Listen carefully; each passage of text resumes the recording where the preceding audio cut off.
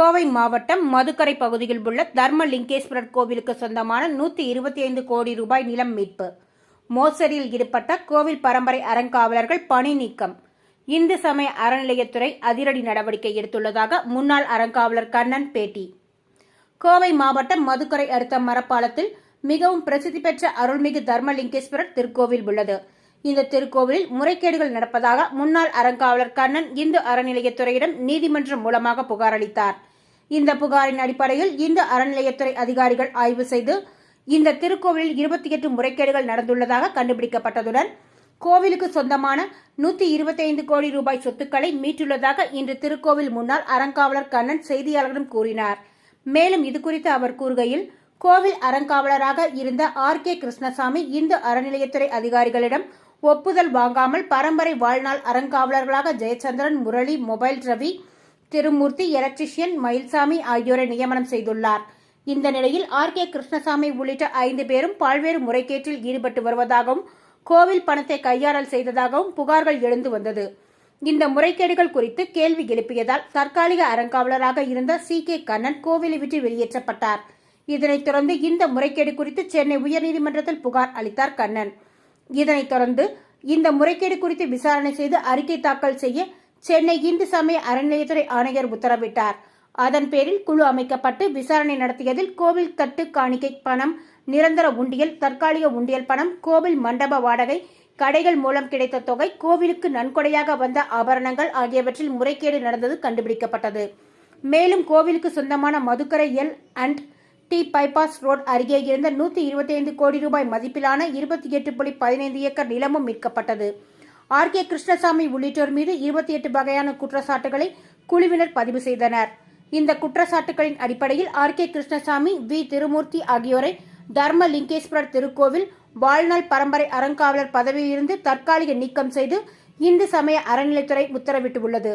நேர்மையானவர்கள் இந்த பதவிக்கு விரைவில் நியமிக்கப்பட இருப்பதாக அதிகாரிகள் தெரிவித்தனர் என்று கூறினார். இது HRNC EO போட்டாங்க. EOக்கு அப்புறம் 5 இன்ஸ்பெக்டர் போட்டு இன்ஸ்பெக்ட் பண்ணதில் 28 குற்றங்கள் நிரூபணமாகி இவங்களை தற்காலிக பணி நீக்கம் பண்ணியிருக்காங்க. அது மிக வரவேற்கத்தக்கது. தமிழக அரசுக்கும் HRNCக்கும் காவல்துறையின் நண்பர்களுக்கும் மதுக்கரை ஒன்றிய பக்தர்களுக்கும் குறிப்பாக ரேக்லா கிளப் நண்பர்கள் நவக்கரை அனைவருக்கும் எங்கள் எல்லை மாகாளியம்மன் தர்மாலய அறக்கட்டளையின் சார்பாக நன்றிகளை தெரிவித்துக் கொள்கிறோம். இதில் இந்த விஷயத்தை கைதொட்டு கடைசியில் எங்கே வந்து முடிஞ்சதுன்னு கேட்டிங்கன்னா, இந்த கோயிலுக்கு 125 கோடி ரூபா சொத்து மதிப்பான சொத்துக்கள் L&Tயில் இருந்தது தெரிய வந்து HRNC அதை கையகப்படுத்தி இருக்குது. பாராட்டத்தக்க வேண்டிய விஷயம்.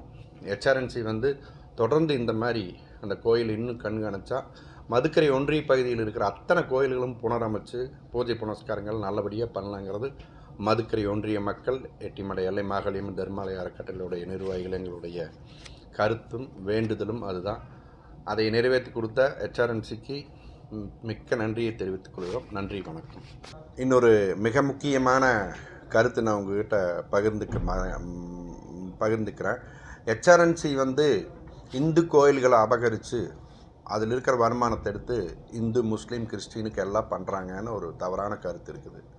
அப்படி பண்ணினா கூட அது தப்பு கிடையாது. நம்ம இந்திய தேசம் பல மொழி இனங்களை கடந்து ஒரு மாபெரும் ஒற்றுமையில் இயங்கிக்கூடிய இருக்கிற ஒரே உலகத்தில் தேசம் நம்ம இந்திய தேசம். அப்படியே இருந்தாலும் எனக்கு அதில் அப்ஜெக்ஷன் இல்லை. எல்லாத்துடைய தவறான புரிதலுக்கு ஒரு விளக்கம் சொல்கிறேன். HRNC வந்து இந்த கோயிலில் வரக்கூடிய வருமானங்களில் 12 விழுக்காடு மட்டும் அகவிலைப்படிக்காக எடுக்குது. மீதி இருக்கிறது அந்தந்த கோயிலில் டெபாசிட் இருக்குது. இந்த 3 மாத காலங்கள்லேயே 7 லட்சம் ரூபா டெபாசிட் இருக்குது தர்மலிங்கேஸ்வரர் மலை. இந்த மலை ஒரு கால பூஜை திட்டத்தில் பணம் வாங்கிட்டு இருக்காங்க, வருமானமே இல்லைன்னு சொல்லி. ஸோ இந்த இந்து அறநிலையத்துறை வந்து இருக்கிறது மிக நல்லதுன்னு என்னுடைய கருத்து. அதே மாதிரி நீங்கள் பார்த்தீங்கன்னா ஒரு 10-14 கோடி ரூபா இது நம்ம மருதமலையில் டெபாசிட் இருக்குது. பழனியில் 100கணக்கான கோடி இருக்குது. இதைய என்ன பண்ணலான்னு கேட்டிங்கன்னா, அரசு தலையிட்டு இது என்னை முறைப்படுத்தி இந்த பகுதி மக்களுக்கும் இந்த கோயில்களுக்கும் நலன் செய்யக்கூடிய வகையில் விரைவாக செயல்படுத்தணும். ஒரு HRNCங்கிறது ஒரு அரசு போல் அது மெல்லத்தை இயங்கும்.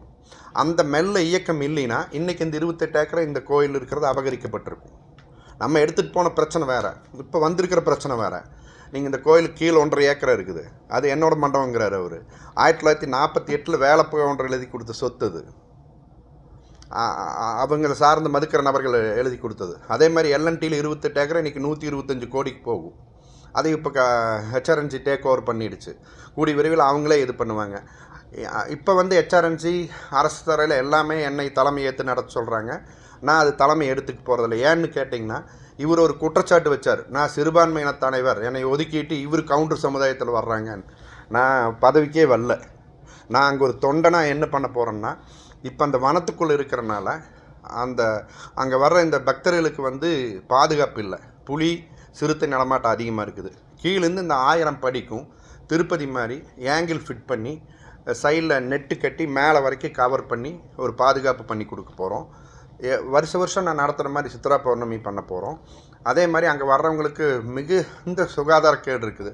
ஒரு 10-20 டாய்லெட் பண்ணி இந்த சித்ரா பௌர்ணமிக்குள்ளே நான் ஹேண்ட் ஓவர் பண்ணி கும்பாபிஷேகத்தை மிக சிறப்பாக நடத்த போகிறோம். இந்த விஷயத்தையும் நீங்கள் மக்களுக்கு பகிர்ந்துருங்க. மதுக்கரை ஒன்றிய மக்கள் இந்த ஹெச்ஆர்என்சியினுடைய நடவடிக்கைக்கு மிகுந்த வரவேற்பையும் நன்றியும் தெரிவிச்சுக்கிறோம். நன்றி, வணக்கம்.